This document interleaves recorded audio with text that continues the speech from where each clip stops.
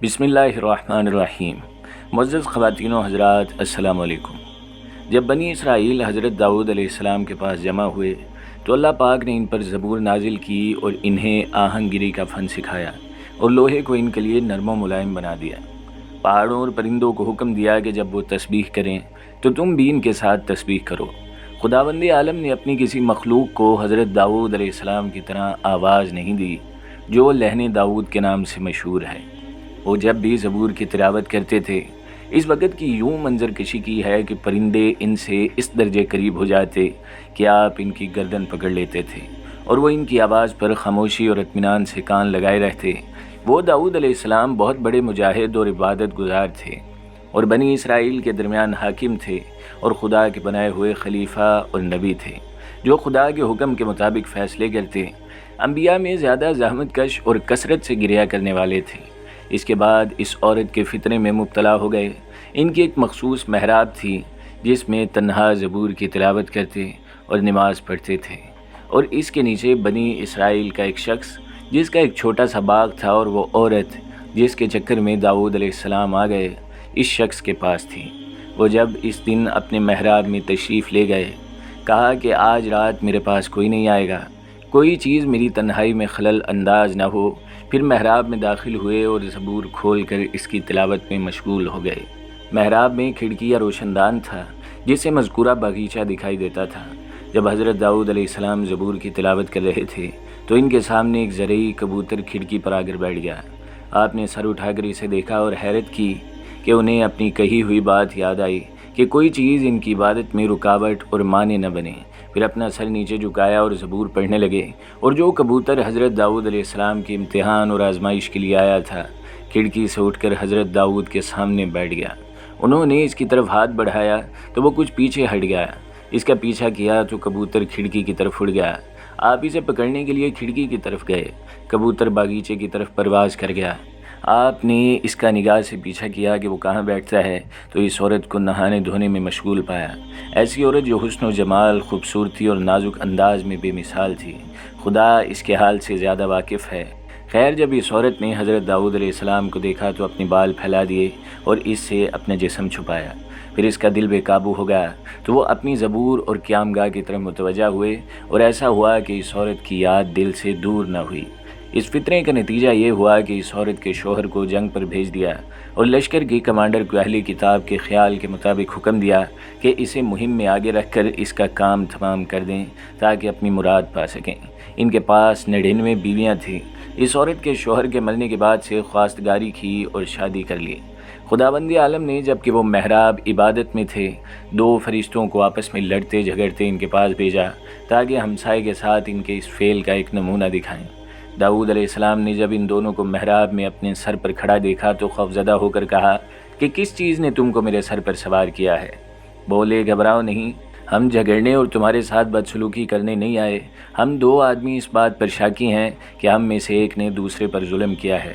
ہم اس لیے آئے ہیں تاکہ ہمارے درمیان عدل و انصاف کے ساتھ قضاوت کرو اور حق سے دور نہ ہو جاؤ، اور ہمیں راہ راست کی ہدایت کرو، یعنی ہمیں راہ حق پر چلاؤ اور غیر حق سے بچاؤ۔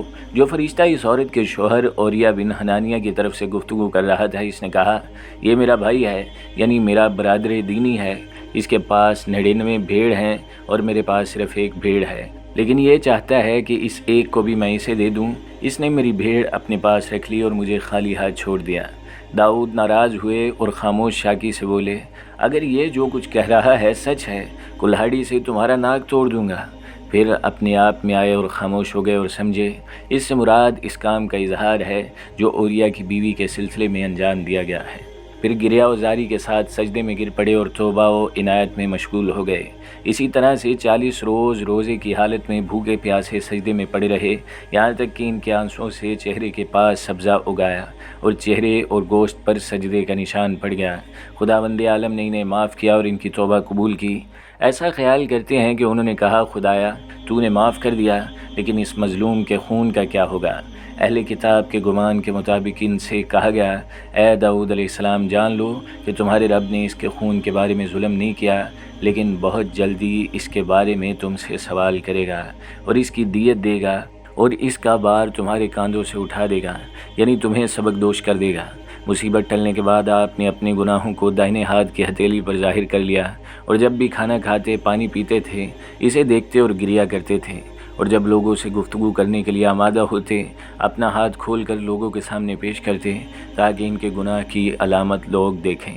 وابن نے اس کی روایت کو، جو خدا کے نبی داؤد علیہ السلام پر تہمت اور کذب بیانی پر مشتمل ہے، اہل کتاب کی کتابوں سے نقل کر کے اس کا ماخذ بھی بتایا ہے۔ حسن بصری نے نقل کیا ہے کہ انہوں نے کہا کہ داؤد علیہ السلام نے اپنی زندگی کے ایام 4 حصوں میں تقسیم کیے۔ ایک دن اپنی عورتوں سے مخصوص رکھا، ایک دن عبادت، ایک دن کو بنی اسرائیل کے درمیان قضاوت اور فیصلے کے لیے، اور ایک دن خود بنی اسرائیل کے لیے۔ ایک مرتبہ جب بنی اسرائیل کا دن آیا تو کہا کہ آیا کچھ دن انسان کے لیے ایسا گزرتا ہے جس میں وہ گناہ نہیں کرتا؟ داؤد علیہ السلام نے اپنے اندر محسوس کیا کہ اس کی صلاحیت رکھتے ہیں۔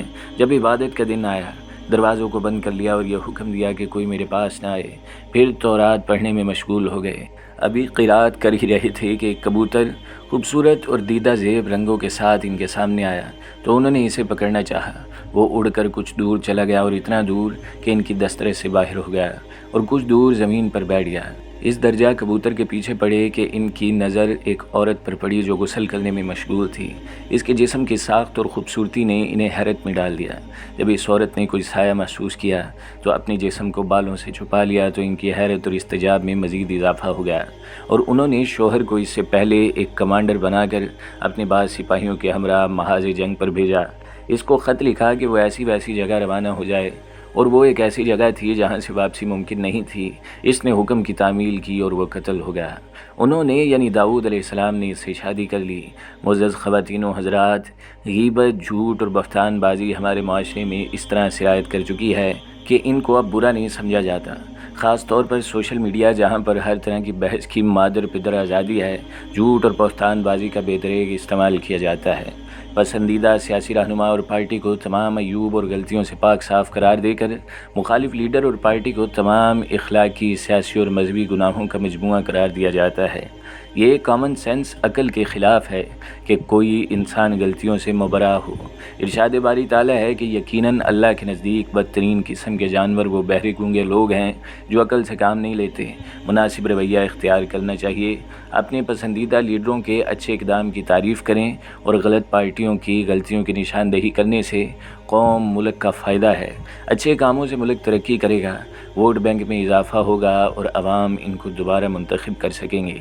سورۃ توبہ آیت نمبر 31 کی تفسیر سے معلوم ہوتا ہے کہ کتاب اللہ کی سند کے بغیر جو لوگ انسانی زندگی کے لیے جائز و ناجائز کی حدود مقرر کرتے ہیں وہ دراصل خدائی کے مقام پر بذام خود ممتکن ہوتے ہیں، اور جو ان کے اس حق شریعت سازی کو تسلیم کرتے ہیں وہ انہیں خدا بناتے ہیں۔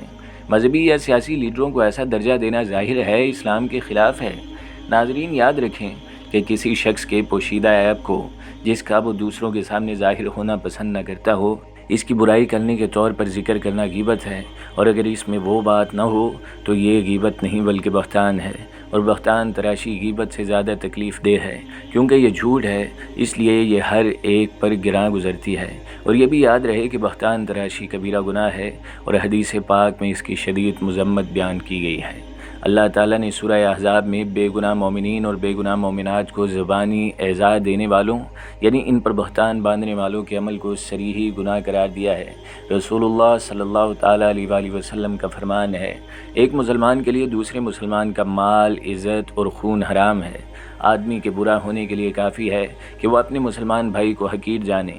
ایک روایت میں ہے کہ آپ صلی اللہ علیہ وآلہ وسلم نے ارشاد فرمایا، 5 چیزوں کا کوئی کفارہ نہیں: اللہ تعالیٰ کے ساتھ شریک ٹھہرانا، ناحق قتل کرنا، مومن پر تہمت لگانا، میدان جنگ سے بھاگ جانا، ایسی جبری قسم جس کے ذریعے کسی کا مال ناحق لے لیا جائے۔ حضور اکرم صلی اللہ علیہ وآلہ وسلم کا ارشاد ہے کہ جس نے کسی کو کوئی ایسی بات ذکر کی جو اس میں نہیں تھی، اس کے ذریعے اس کو عیب زدہ کرے تو اللہ تعالیٰ اسے جہنم میں قید کر دے گا، یہاں تک کہ وہ اپنی کہی ہوئی بات ثابت کرے۔ حضرت علی رضی اللہ تعالیٰ عنہ سے روایت ہے، وہ فرماتے ہیں، بے گناہ لوگوں پر الزام لگانا آسمانوں سے زیادہ بوجھل ہے، یعنی بہت بڑا گناہ ہے۔ رسول اللہ صلی اللہ تعالیٰ علیہ وآلہ وسلم نے فرمایا، اے لوگو جو اپنی زبانوں سے ایمان لائے ہو مگر ایمان ان کے دلوں میں نہیں اترا، مسلمانوں کی بدگوئی نہ کیا کرو اور نہ ان کے عیبوں کے در پہ ہوا کرو۔ بلا شبہ جو شخص ان کے عیب کے در پہ ہوگا اللہ تعالیٰ اس کے عیب کے در پہ ہوگا، اور اللہ جس کے عیب کے در پہ ہو تو اسے اس کے گھر کے اندر رسوا کر دیں گے۔ یعنی آپ یہ سمجھتے ہیں کہ آپ دوسروں پر بہتان اور الزام تراشی کر کے بچ جائیں گے تو یہ آپ کی خام خیالی ہے، کیونکہ اگر اللہ تعالیٰ نے دنیا میں پکڑ فرما لی تو پھر آپ کو گھر بیٹھے ذلیل کر دیا جائے گا۔ اس کی مثال ہمارے معاشرے میں آپ کو بآسانی سے مل جائے گی۔ جو دوسروں پر کیچڑ اچھالا کرتے تھے، جب اللہ تعالیٰ کی گرفت آئی تو ایسا ذلیل ہوئے کہ آج ان کو کوئی پوچھنے والا بھی نہیں۔ محترم ناظرین، تہمت اور بہتان کا زہر بڑا خطرناک ہوتا ہے جو بہت دیر تک اثر انداز ہوتا ہے۔ اس کی مثال اس فرضی کہانی سے سمجھی جا سکتی ہے۔ ایک گاؤں میں پنچایت لگی ہوئی تھی۔ معاملہ بھینس چوری کا تھا۔ گاؤں کے اسکول کے ماسٹر صاحب بھی موجود تھے۔ اچانک ایک دیہاتی ہانپتا ہوا وہاں آیا اور بلند آواز سے کہنے لگا، ماسٹر جی وہ بھینس آپ کے باڑے سے مل گئی ہے۔ یہ سن کر ماسٹر صاحب نے اپنا سر پکڑ لیا۔ پنچایت کے لوگ بھی حیرت زدہ رہ گئے، لیکن ماسٹر صاحب کے سامنے کچھ بولنے کی ہمت نہیں ہوئی، لہذا ایک ایک کر کے کھسک لیے۔ وہ دیہاتی بھی چلا گیا۔ ماسٹر صاحب شرمندگی اور افسوس کے مارے وہیں سکتے کے عالم میں بیٹھے رہے۔ کچھ ہی دیر گزری تھی کہ وہ دیہاتی دوبارہ بھاگتا ہوا آیا اور ماسٹر صاحب کے پاؤں پکڑ کر کہنے لگا، مجھے معاف کر دیں، بھینس آپ کے باڑے سے نہیں بلکہ ساتھ والے باڑے سے ملی ہے۔ ماسٹر جی صدمے کی حالت میں اتنا ہی کہہ سکے، اگر تم سارے گاؤں میں اعلان بھی کروا دو تو کوئی فائدہ نہیں، کیونکہ لوگ مجھے اب چور کے نام سے یاد کیا کریں گے۔